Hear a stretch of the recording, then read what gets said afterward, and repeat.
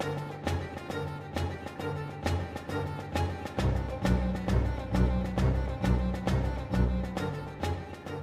going to welcome you all tonight and just begin by sharing just a brief story.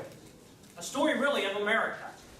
You know, everyone in this room, if I say the day July 4th of 1776, is very much aware what that day represents in our nation's history. The day that's formally recognized as our Declaration of Independence. But on July 1st of 1776, many of us forget what actually transpired on that day. That is the day that the delegates of our nation actually decided whether or not we would declare independence. They began to debate the very idea. It was a day that John Adams wrote down as would be the most momentous day in the history of the world. For over 9 hours they began to debate, would we become a free and independent nation? John Dickinson earlier had put forth an olive branch petition saying that we should get along with Great Britain, that we should have peace at any cost, that we were no match to go against the greatest military fighting force of professional soldiers that the world knew at this time. And as he gave those arguments, the delegates sat in stunned silence. No one, it seemed, would be able to refute his arguments. And then when he could stand it no longer, John Adams stood up and he began to share these very words. Sink or swim, live or die, survive or perish. I give my hand and my heart to this vote. Oh, it's true indeed that in the beginning we aimed not at independence. But there is a divinity that shapes our ends. The injustice of England has driven us to arms. And blinded by her own self-interest, she has obstinately persisted, till independence is now within our grasp. We have but to reach forth to it, and it is ours. Why then should we defer the Declaration of Independence? Is any man here so weak as to hope for a reconciliation with England?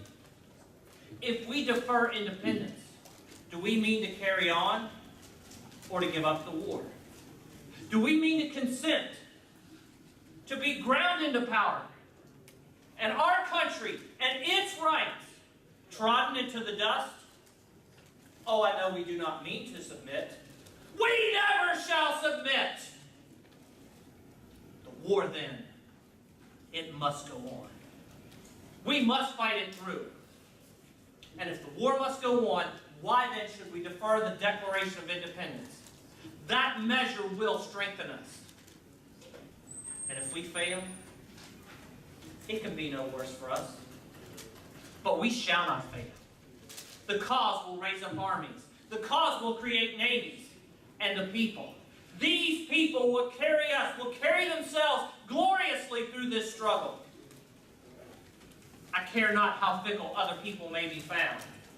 But I know the people of these colonies.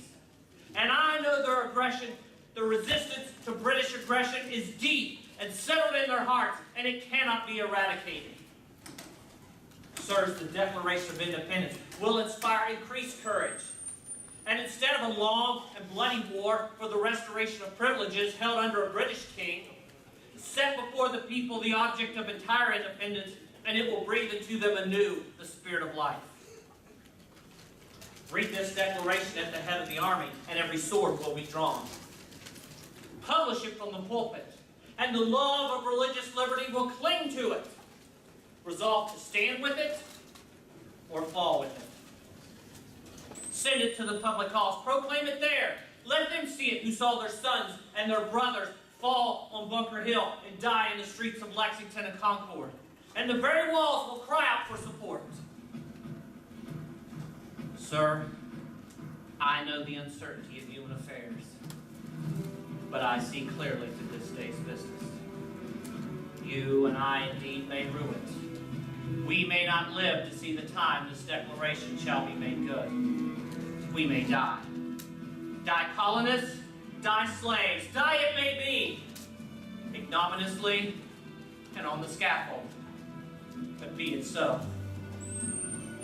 But if it be the pleasure of heaven that my country shall require the poor offering of my life, this victim shall be ready at the appointed hour of sacrifice, come when that hour may.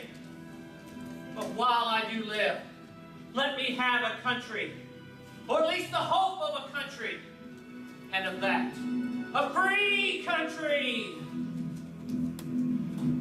But whatever be our fate, be assured that this declaration will stand. Oh, it may cost treasure, and it may cost blood, but it will stand, and it will richly compensate for both. Through the thick gloom of the present, I see the brightness of the future as the sun in heaven. We will make this a glorious and immortal day. And when we are in our graves, our children will honor it. They will celebrate it with festivities, with thanksgiving, with bonfires and illuminations.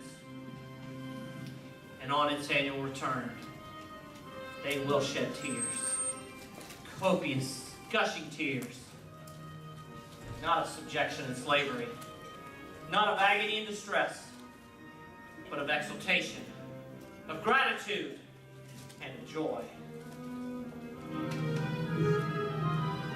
Sirs, before God, I believe the hour has come.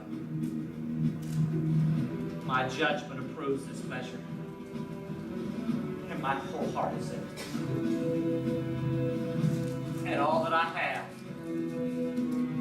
and all that I am, and all that I hope for in this life, I am now ready here to stake upon it. And I leave off as I began. That live or die, survive or perish, I am for the declaration. It is my living sentiment, and by the blessings of God it shall be my dying sentiment. Gentlemen, independence now! And gentlemen, independence forever! And the very next day, 56 men would unanimously decide to give their support, to pledge together their lives, their fortunes, and their sacred honor. And America was born. I thank you.